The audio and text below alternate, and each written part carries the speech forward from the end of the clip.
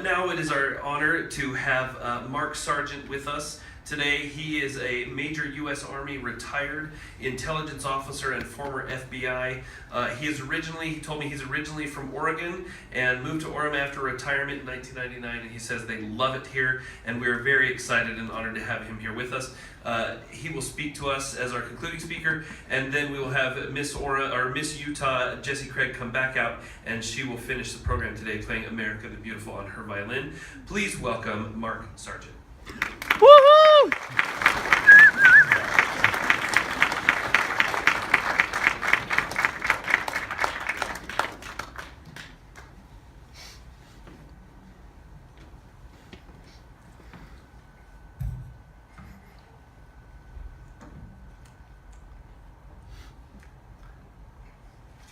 It is a real honor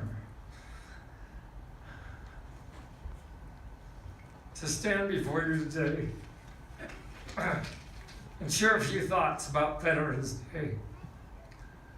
I am so honored to be a small part of this presentation this morning. The music, these beautiful girls.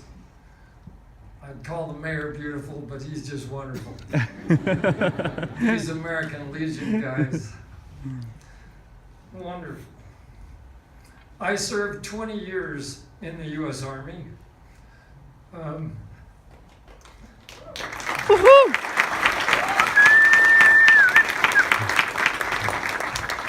was born in '53, so that makes me 65. I was born during the Korean conflict.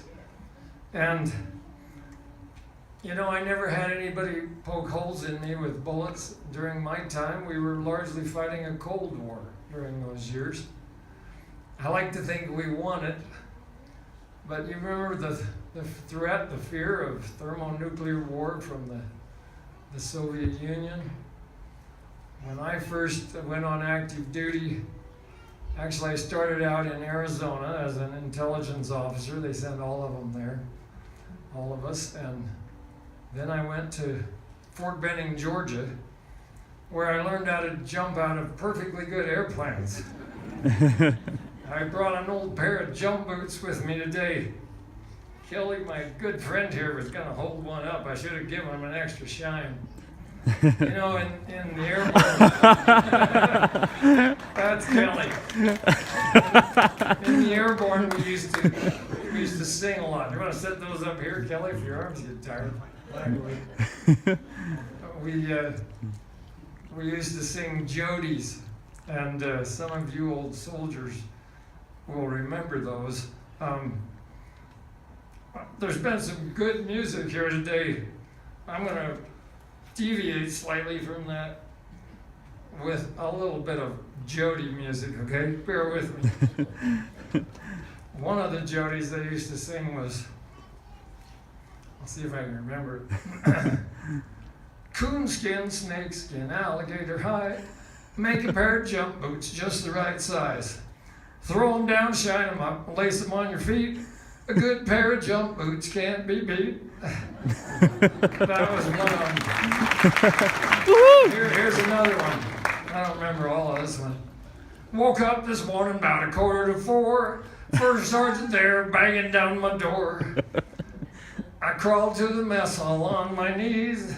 Said, mess sergeant, feed me please. They say that in the army the chow is mighty fine. A biscuit rolled off the table and killed a friend of mine. Oh Lord, I want to go, but they won't let me go. Hey!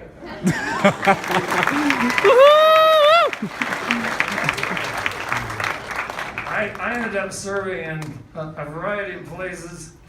Germany twice, Holland once, Arizona, Nebraska, even spent a year at Fort Leavenworth, but I wasn't in the jail there. I was doing a Command and General Staff College.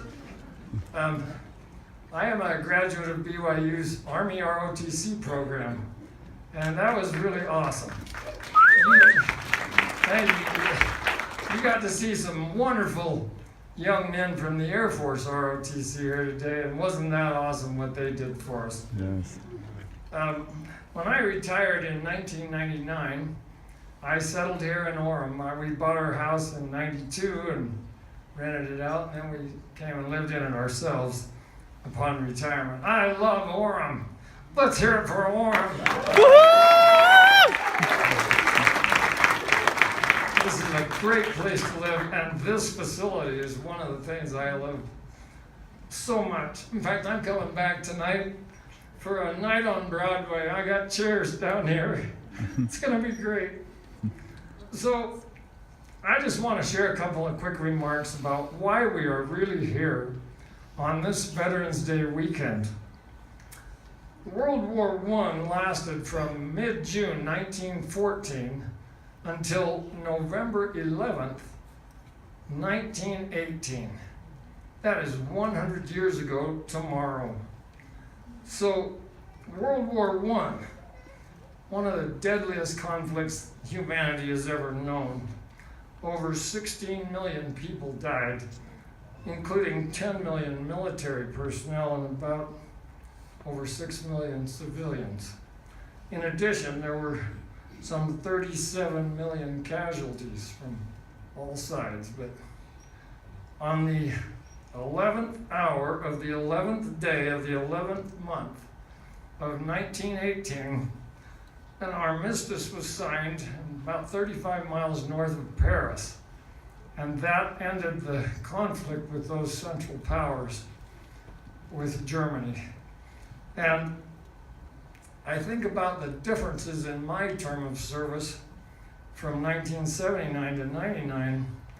It was way different than warfare in those days, as you can imagine. World War I was supposed to be the war to end all wars. Well, we failed on that one, didn't we? You know, you've all heard in the news, and it's been mentioned here today, about a Major Brent Taylor with the National Guard, I think.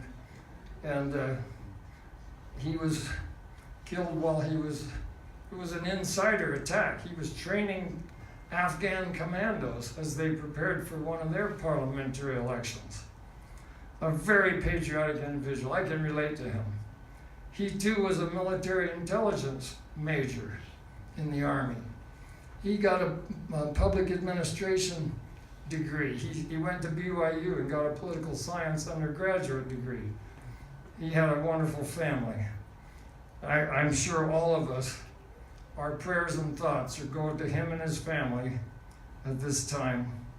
I don't know the details yet on his burial or funeral. I never had any holes poked in me by bullets, but after I got out of the Army, I wondered if maybe those darn anthrax shots they gave us affected me. I've got what they call Lou Gehrig's disease now, which unfortunately occurs twice as frequently in U.S. military veterans.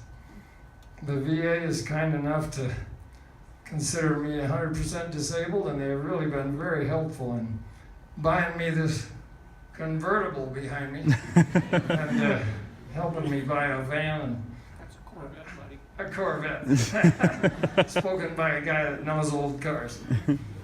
Anyway, I believe that this nation has got to have a strong military. It's unfortunate the resources we spend as a nation on military purposes. We have no choice, though. Because of the tyrants in this world, we have got to have a really strong military. And I'm just honored to have been a small part of it.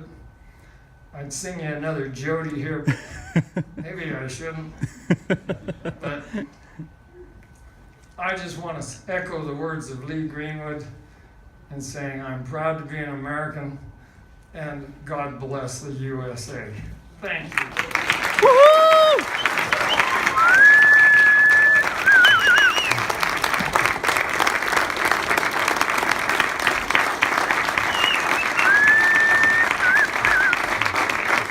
Mark, we as a generation salute